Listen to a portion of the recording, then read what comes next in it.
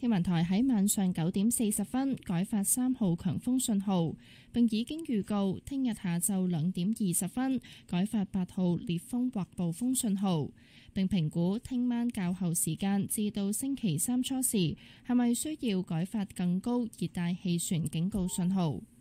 超強颱風華加莎集結喺香港之東南偏東，預料向西或西北偏西移動。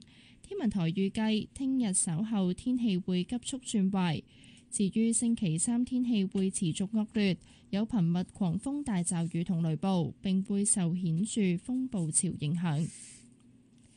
超強颱風華加莎逐漸逼近香港，預料對海陸空交通造成重大影響。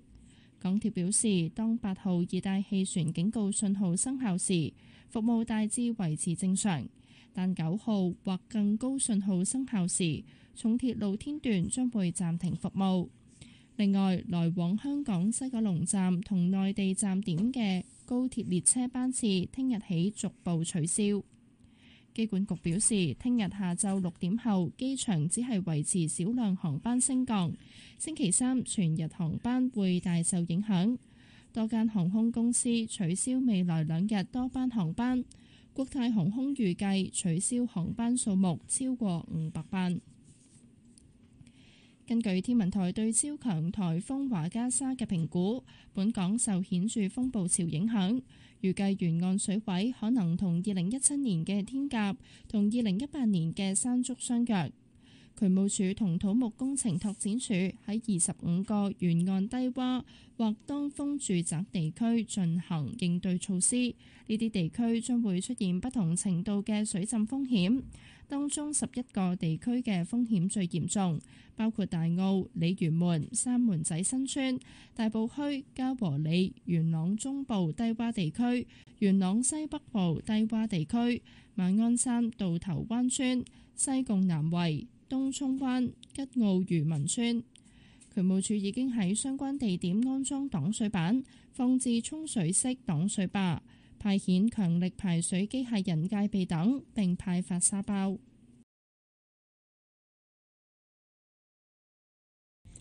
The observatory says it will issue the T8 signal at 2:20 tomorrow afternoon as Super Typhoon Ragasa heads this way. It had replaced the T3 with a T1 with a T3 a short while ago. Forecasters say they'll assess whether a higher signal is needed in the latter part of tomorrow night to early Wednesday. Senior Scientific Officer Choi Chung-wing says local weather will worsen rapidly later tomorrow. Ragasa is a mature super typhoon, and satellite imagery shows its extensive circulation and a distinct eye of Ragasa.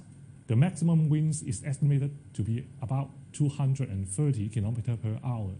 Ragasa will come closest to Hong Kong on the morning of Wednesday. The weather will be persistently worse on that day. Gale to storm force wind will prevail locally, and winds may reach hurricane force offshore and on high ground. The Education Bureau says there will be no school across Hong Kong for the next 2 days. The deadline for submitting paper applications for Primary 1 discretionary places has been extended to next Tuesday. Chief Secretary Eric Chan explained that the class suspension is meant to ensure the safety of students. It is of utmost importance to ensure the safety of students.